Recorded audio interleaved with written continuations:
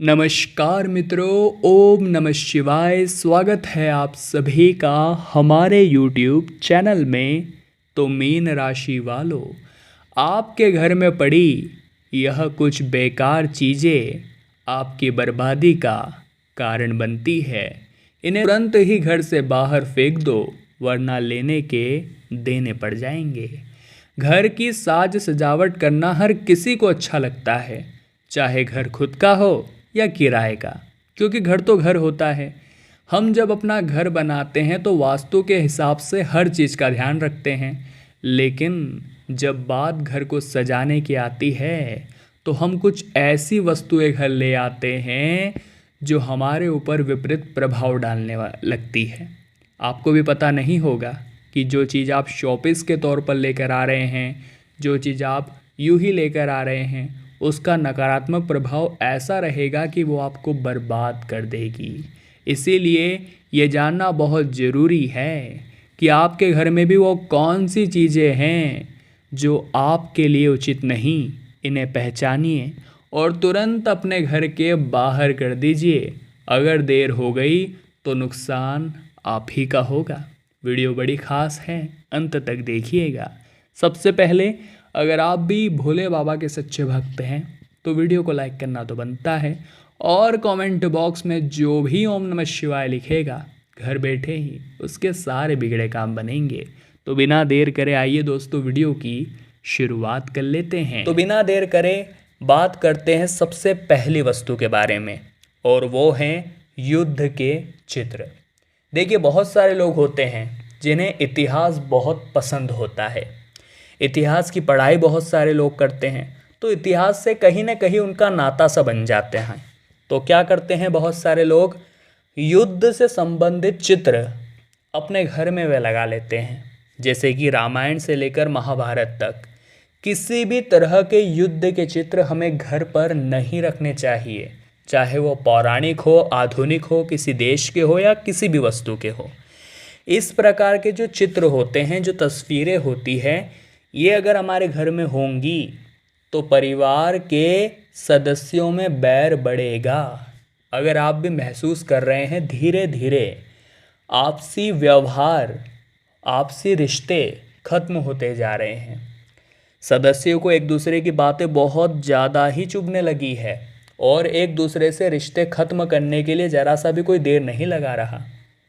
तो कहीं आपके घर में भी कोई युद्ध की तस्वीर या युद्ध का चित्र तो नहीं लगा हुआ? एक बार खुद नोटिस करिएगा, सवाल का जवाब आपके पास होगा। अगले नंबर पर है दोस्तों, कैक्टस या कांटेदार पौधे। वास्तु के मुताबिक हमें घर के अंदर भूल कर भी कांटेदार पौधे नहीं लगाना चाहिए। जी हाँ दोस्तों, यूँ तो गुलाब में भी कांटे होते हैं, लेकिन गुलाब का पौधा आप लगा सकते हैं क्योंकि वो सकारात्मकता का प्रतीक है। लेकिन गुलाब को छोड़कर अन्य कोई भी कांटेदार पौधा आपको अपने घर में नहीं लगाना है।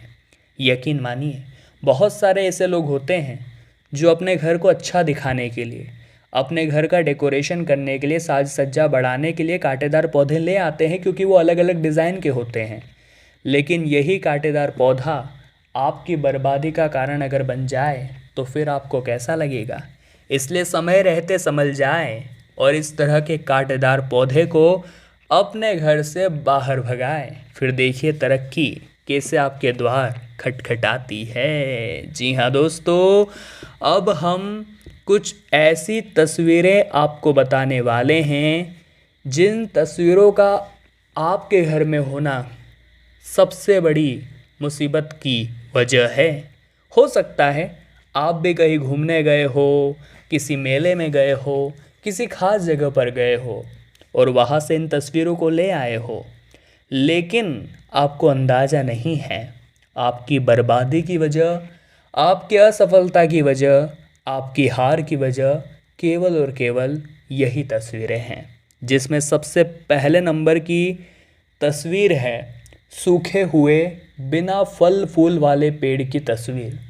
बहुत सारे घरों में ऐसी तस्वीर होती है जिसमें सूखे हुए पेड़ होते हैं, लेकिन लोगों को अंदाज़ा नहीं होता सूखे हुए पेड़ की तस्वीर घर में होना उनके लिए ज़िंदगी को कितना तहस नहस करने के समान है। दूसरे नंबर पर होता है दोस्तों डूबती हुई नाव की तस्वीर। देखिए, कोई नाव अगर डूब रही है तो क्लियर है कि वो नकारात्मकता का प्रतीक है, वो ज़िंदगी में से आशा को ख़त्म करने वाली है, निराशा को उत्पन्न करने वाली है। तो भूल कर भी डूबती हुई नाव का चित्र आपको अपने घर में नहीं लगाना है। बहुत ज्ञान की बात कर रहे हैं, वीडियो को अंत तक आप देखते रहिएगा। अगले नंबर पर है शिकार के दृश्य। मान लीजिए आपके घर में कोई ऐसी तस्वीर या चित्र है जिसमें कोई किसी का शिकार कर रहा है, तो उस चीज़ का भी आपको ध्यान रखना है। और उदास या रोते हुए लोगों की तस्वीरें भी अपने घर में आपको नहीं लगानी है। इतना अगर आपने ध्यान रख लिया तो बाकी फिर सब कुछ चंगा ही चंगा है। अब दोस्तों आपको बहुत ही ज़्यादा पसंद होगा ताजमहल, और जब भी आप ताजमहल गए होंगे या ताजमहल नहीं जा पा रहे होंगे तो एक छोटा ताजमहल आपने घर में ला करके ज़रूर रखा होगा शोपीस के तौर पर। लेकिन भूल कर भी आप इसे अपने घर में मत लाइएगा। इसके पीछे बहुत बड़ा कारण है, क्योंकि यह एक कब्र है और इसे मृत्यु व निष्क्रियता का प्रतीक माना जाता है। आप प्रेम की निशानी के तौर पर इसे घर तो ले आए, लेकिन यह आपके लिए इतनी बड़ी मुसीबत पैदा करेगा कि आपने सोचा नहीं होगा। इसलिए ज़रा संभल कर रहिए और भूल कर भी ताजमहल की तस्वीर या ताजमहल की प्रतिमा या यूँ कहे तो शोपीस हमें घर में नहीं लाना है। अब है दोस्तों टूटा हुआ कांच। बहुत सारे ऐसे घर होते हैं जहाँ टूटा हुआ कांच होता है, क्योंकि कांच बहुत महंगे आते हैं। तो जब उन पर एक दो दरारें आ जाती है तो हम उन्हें नहीं बदलते हैं, हम सोचते हैं थोड़ा बहुत एडजस्टमेंट हम कर लेंगे। लेकिन टूटा हुआ कांच घर में होना, जी हाँ दोस्तों, टूटा हुआ दर्पण घर में होना, ये चीज़ें बहुत बड़ी बड़ी दिक्कतें हमारे लिए पैदा करती है। इसके अलावा मान लीजिए आपके घर में भगवान की खंडित मूर्ति है, टूटी हुई मूर्ति है, तो वो भी अपशगुन का प्रतीक है। अगर आपके घर में टूटा हुआ कांच है, टूटी हुई मूर्ति है, तो आपको इन्हें अपने घर से बाहर रखना है। जो मूर्तियां हैं उनका अच्छी तरह से विसर्जन कर देना है और कांच को बाहर फेंक देना है, उसकी जगह अच्छा कांच लगाना है। यही आपके लिए अच्छा रहेगा। अब आपको अपने घर में मूर्तियां कौन कौन सी नहीं लानी है, ये बात भी आप थोड़ा गौर फरमाइएगा, क्योंकि जाने अनजाने में हम बहुत सारी मूर्तियां ले आते हैं। कई बार हम शोपीस के तौर पर ले आते हैं, कई बार हम सुंदरता बढ़ाने के तौर पर ले आते हैं, कई बार हमें गिफ्ट मिल जाती हैं। तो कौन सी मूर्ति हमें अपने घर में नहीं रखनी है? सबसे पहले तो किसी भी प्रकार के दानव या राक्षस की मूर्ति हमें घर में नहीं रखनी है। बाघ, भेड़िए, भालू, शेर, सियार जैसे जंगली जानवरों की मूर्तियाँ भी हमें अपने घर में नहीं रखनी है, वरना इसके बदले हमें लेने के देने ही पड़ेंगे और कुछ नहीं। अब है दोस्तों फटे पुराने कपड़े।